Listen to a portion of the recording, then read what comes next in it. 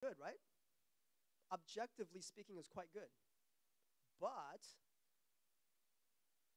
the kid comes from a tough high school, which is not his fault. I mean, that's where his parents live.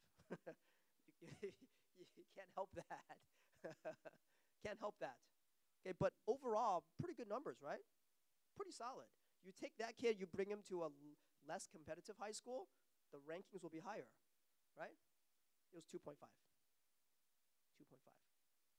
So you guys are pretty close. A lot of twos and a lot of 2.5s. Notice that you made that decision even without looking at the activities and the essays. About 70% of the decision is made without the essays. So I'm telling you, if your numbers are good enough, generally speaking, you should be in range. The essays are just supplement to support or not support what they already think of you. Okay? Okay, let's do another example. I know this is fun for you. Okay, so this is the first one. Okay, this is a student T from a local big public school in San Jose. Okay? Local school here. You take a look at the numbers. I'll mention it. You know how to analyze it now. You take a look.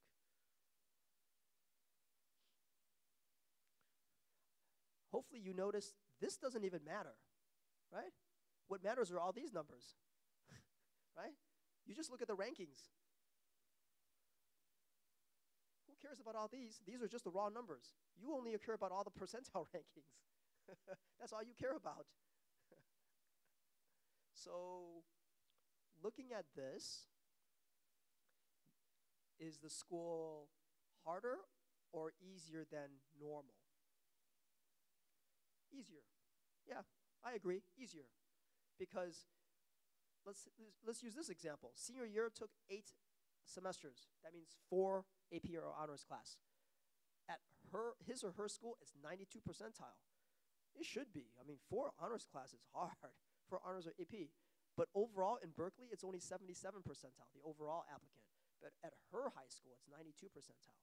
So she looks better from her high school. That means her high school is a little easier than the general population, which is actually to her benefit, right?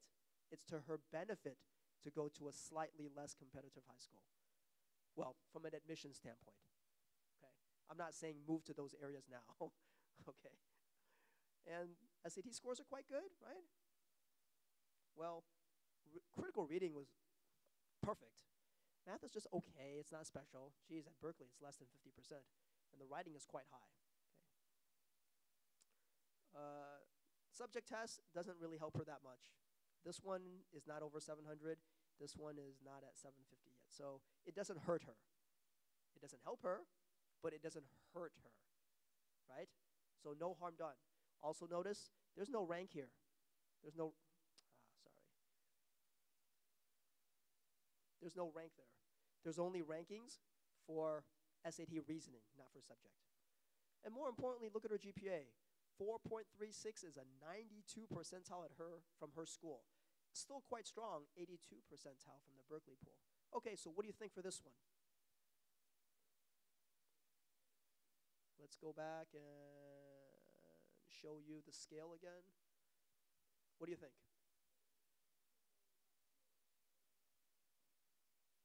I hear a lot of 2s. Well, 2 and 2.5. The answer was 2. 2. That should be a strongly recommend. She did quite well at her high school, and even compared to the general pool, it's still quite good. So 2. It's a 2. Okay. All right, let's go to last one. Student U from the big public high school in Orange County. Okay? Orange County, down in LA. All right, you take a look at the numbers. I won't say anything, I'll let you look.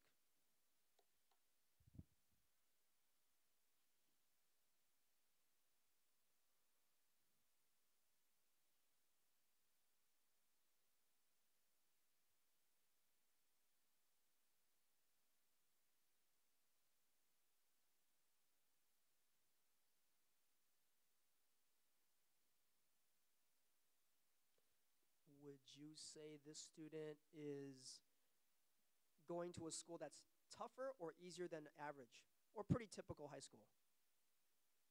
Pretty typical, yeah, pretty close to typical. Because sometimes I see higher, sometimes I see lower, right? So pretty typical high school. Okay, well, let's take a look at the numbers here. Unweighted GPA 3.81, okay, it's not bad. It's just okay. Weighted GPA, wow, that's 4.63 is outstanding. That's not solid. That's out of this universe outstanding. That's really, really, really good. It's 96 percentile both at the school and at Berkeley. Okay, honors and AP count 18. Wow, that's 9 courses. Okay, and 99 percentile at the school. I'm still very strong here. Honors and AP count 8. Okay, took it a little easy. Can you tell? Senior year took it a little easy, but you have to be careful about this. Isn't 8 semesters is how many classes? Is 4 classes easy? No. But 4 classes is 77 percentile for the Berkeley pool, 54 at his or her high school. But maybe if this were just one more class, not even a class, let's say half of class, like AP Gov. AP Gov is 1 semester. If this were 9, I bet this would all of a sudden jump to like 70 or 80. So one number can bump it up a lot. So don't be too discouraged by the 54. Because if we look at this, we're like, wow, it's not so impressive. But if you think about this objectively, 8 semesters is not easy. They're not taking it that easy, really. So I think this could easily be so much higher with one more class, even one more semester. So we can't penalize him or her too much. A little bit, but not too much. Okay, SAT score, actually it's still pretty good, but it's not that impressive compared to this, right? But can you see that the grades matter more than the SAT? Because look at all these hard classes. Look at this. This together is 26. 26. And what did we say was the magic number? 20. Wow, 26. That's way over what I said. So this person has really challenged him or herself through high school. And he or she probably thought, well, I already did really well in high school with a high GPA.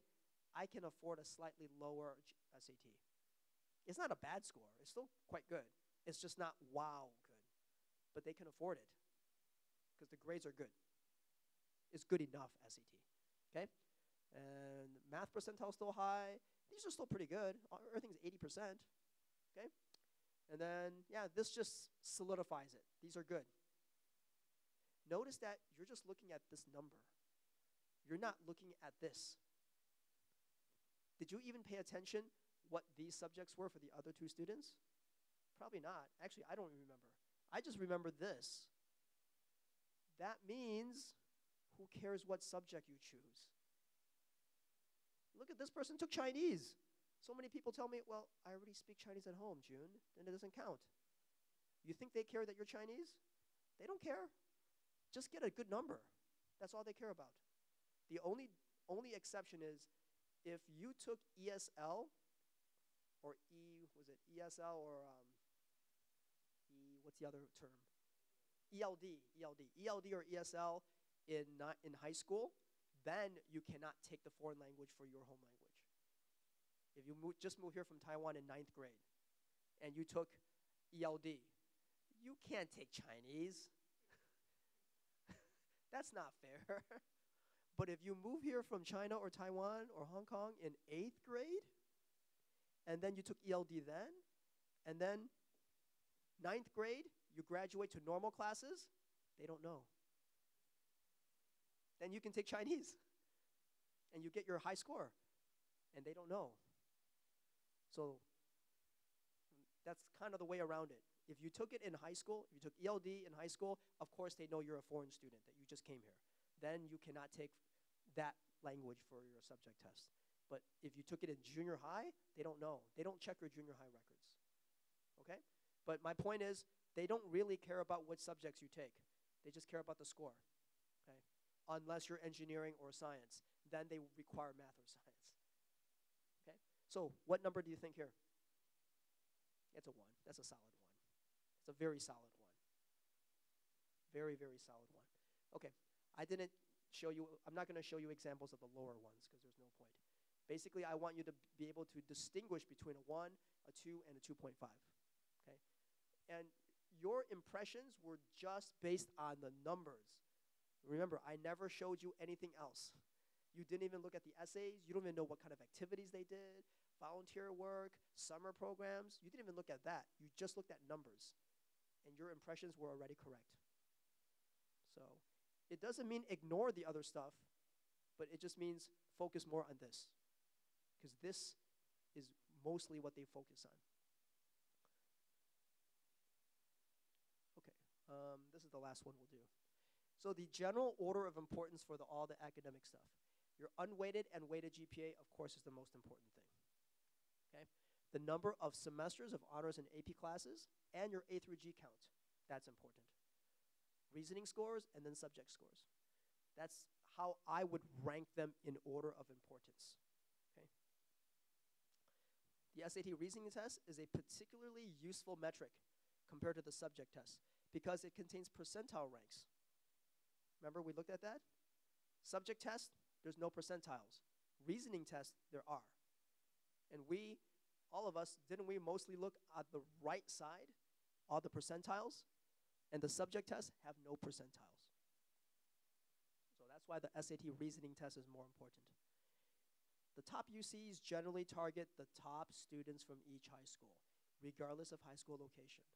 So you should try to shine in your local pool if you want to get into Berkeley or LA. Unfortunately, that does mean if you're the 50th ranked person at Gunn High School, okay, I just use Gunn because it sticks in my mind. We'll say 70th. How's that? You probably still have to work very hard to be number 70 at Gunn. You might even be the top 5 student if you go to some other school. I don't want to make fun of other high schools, so just some other school, okay? The number 70th ranked person at Gunn probably will have a very hard time getting into Berkeley or LA. Not because they're not qualified, but because they can't shine in their local school. But you take that same exact human being and you put them at a less competitive high school, same numbers, and all of a sudden, all those numbers over here on the right side look higher. So it's a little unfair that way. But you have to understand that the public schools, their goal is to take the best from every high school. Then it's more diverse. Because otherwise, if they just take the best qualified people, 80% of the school will be from just a few high schools in the state.